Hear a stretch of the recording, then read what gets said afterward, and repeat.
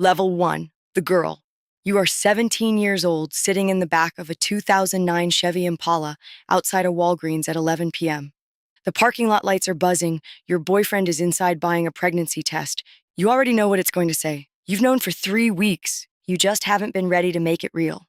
He comes back out. He hands you the bag without looking at you. You go into the Walgreens bathroom. You pee on the stick. You set it on the edge of the sink. You look at yourself in the mirror under those awful fluorescent lights. You are still a child. You have a geometry test on Friday. You still sleep with a stuffed animal your grandma gave you when you were 6. 2 lines. You sit on that bathroom floor for 20 minutes, not crying, not panicking, just sitting, because somewhere deep in your body, you already knew. You've known since the morning you threw up before first period and told your best friend it was just something you ate. You walk back out to the car. You show him the test. He stares at it for a long time. Then he says, "We'll figure it out." Those 4 words will echo in your head for the rest of your life, not because he meant them, but because he didn't. You are not a baby mama yet. You are just a girl whose whole life just split into a before and an after.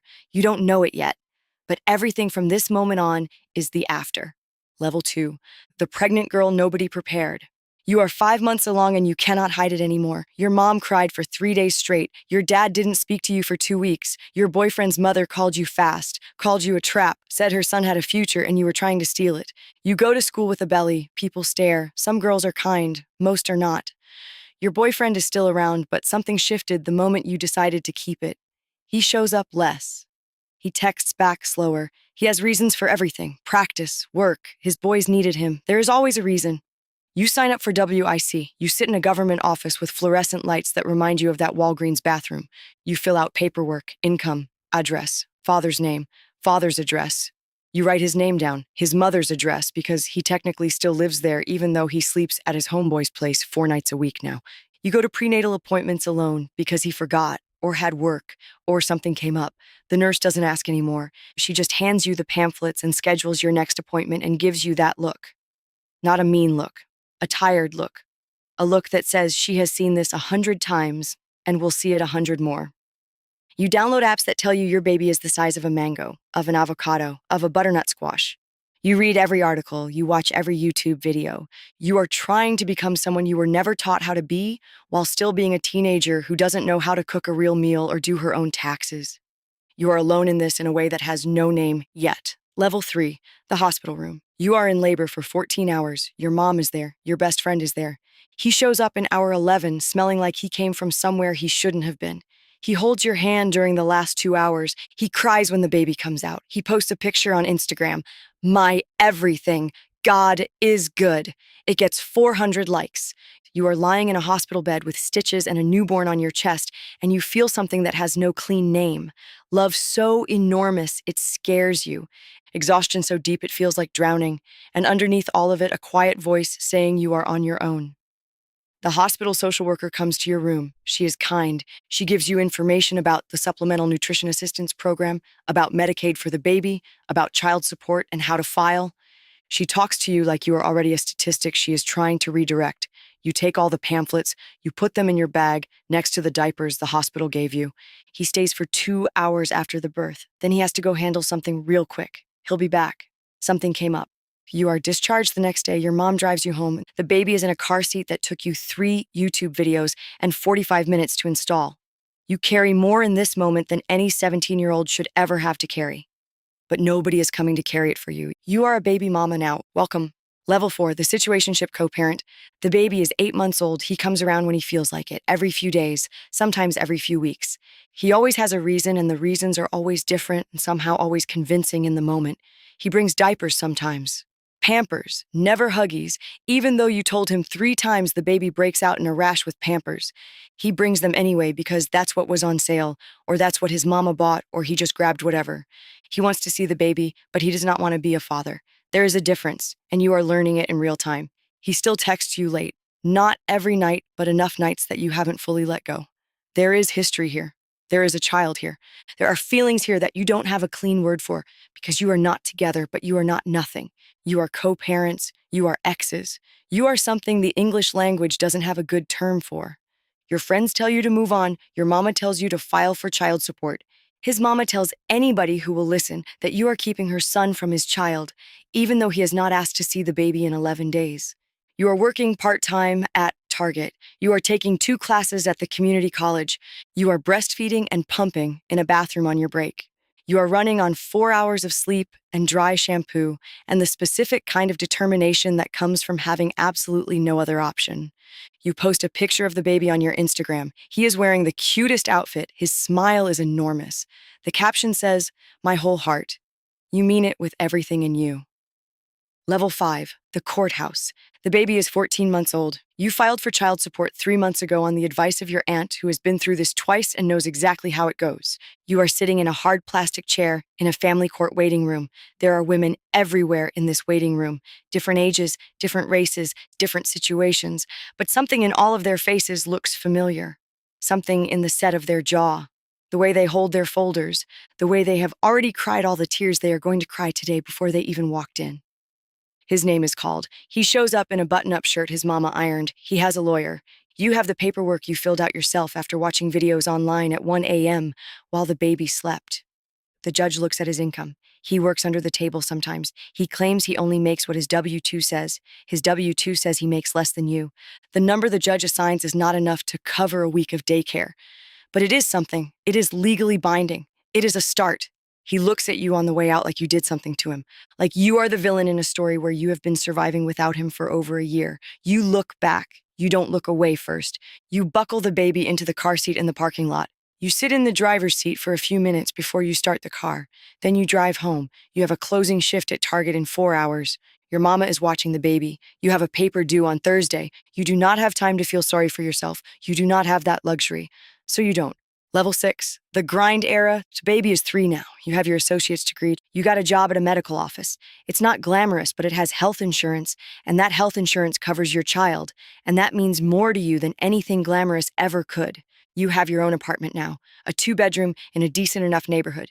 You picked the second bedroom first. You painted it yellow. You bought the crib yourself. You assembled it yourself on a Tuesday night after the baby was asleep. You sat on the floor of that yellow room when it was done, and you let yourself feel proud for exactly 10 minutes. Then you got up and washed the bottles and packed the daycare bag for tomorrow. He pays child support now, not consistently. Sometimes he's 2 months behind and you have to call the child support enforcement office and go through the whole process again. But when he pays it, you put half in the baby's savings account that you opened with $40 and a prayer. He sees the baby every other weekend when it's convenient. Sometimes he cancels last minute. The baby doesn't understand yet why daddy said he was coming and then didn't. You do. You have to figure out how to explain it in words a 3-year-old can hold without being broken by them. This is the part nobody posts about, the explaining, the covering, the filling in of spaces shaped exactly like a father. You are not bitter, you are past bitter. You are in your grind era, and it looks like alarm clocks at 5:30 a.m. and slow cooker meals prepped on Sundays and a planner with every hour accounted for. Level 7, the new chapter. You meet someone. He is patient. He does not run when you tell him you have a child. In fact, he asks to meet the baby before you even bring it up. He shows up on time. He remembers what you tell him. He is not perfect, but he is present, and you have learned that present is worth more than any promise ever made from a passenger seat outside a Walgreens. His family welcomes your child. His mother buys your baby birthday gifts. Your baby calls him by his first name at first, and then one day out of nowhere calls him something else, and you have to excuse yourself to the bathroom because you are not ready for how that feels. His ex shows up. Her opinion is loud. The blogs would call her a hater. Your grandma would call her a busybody. You call her irrelevant and keep moving. You and the baby's father have settled into something functional. Not friendly always, not warm, but functional. You communicate about the child. You keep the child out of your feelings about each other. You have read enough and lived enough to know that your child did not choose any of this and deserves parents who can be adults regardless of what happened between them. Some days you are better at that than others. You are honest about that. Level 8, the woman you became. The baby is 7 now. She calls him a boy. She calls your new man daddy. You have thought about this 100 times and you have landed on letting her lead. She knows who her father is. She has a relationship with him. She also has a man in her daily life who shows up every single day and she gets to name that however she needs to. You finished your bachelor's degree online, 3 years. Every paper written after 9 p.m., every exam taken with noise-canceling headphones while a child slept in the next room.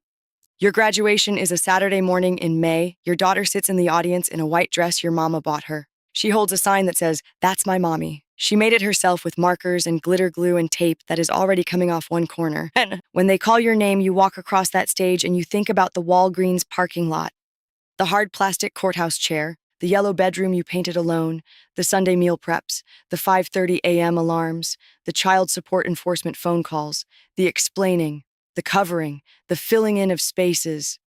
You think about all of it in the 10 seconds it takes to walk from one side of the stage to the other.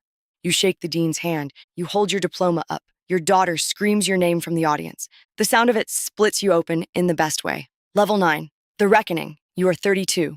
Your daughter is in middle school now. She is smart and funny and has opinions about everything.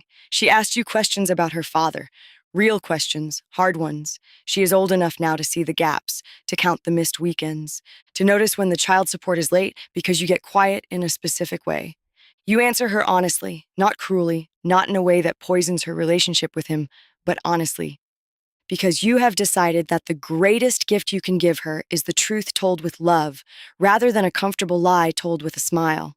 She asks you one night if you regret having her. She is 12, and she asks it like she has been carrying the question for a long time. You sit with her on her bed in the yellow room that is now painted purple because she is not a baby anymore, and you tell her the complete and total truth. No, never. Not once. Not for 1 second. The circumstances, yes. The choices, some of them, the pain, absolutely. But her, never. She is the thing that cracked you open and rebuilt you into someone you actually respect. She nods. She leans and smells like the shampoo you have been buying her since she was a baby, because you never switched because some things you just keep. You sit there together in the purple room for a long time without saying anything. Level 10, the blueprint. You are 40. Your daughter is a freshman in college. You drove her to campus in August. You helped her set up her dorm room. You made her bed with the sheets you bought together. You hung the little string light she picked out. You put the mini fridge in the corner and stocked it before she could stop you. When it was time to leave, you held it together until you got to the elevator. Then you did not hold it together. You cried the entire drive home. 2 hours, ugly, full body, the kind of crying that has 15 years of everything in it. You got home to a quiet apartment, you sat on your couch, and then something settled over you that you do not have a perfect word for. Not emptiness, not loneliness, something more like you took the heaviest thing you were ever handed and you carried it all the way to the finish line without putting it down. Nobody gave you a medal. Nobody gave you a ceremony. There is no diploma for raising a child alone with your whole heart in a system that was not designed for you.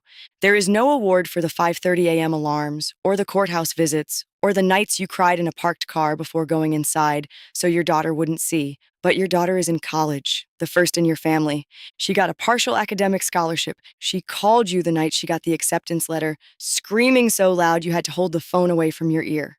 She is the evidence. She is the record of everything you did. She is the whole testimony. Somewhere tonight, a teenage girl is sitting in a Walgreens parking lot. She already knows what the test is going to say. She is terrified. She cannot see past the next 5 minutes, let alone the next 20 years. She has no idea who she is about to become. She has no idea what she is capable of. She will find out. They always do. The cycle begins.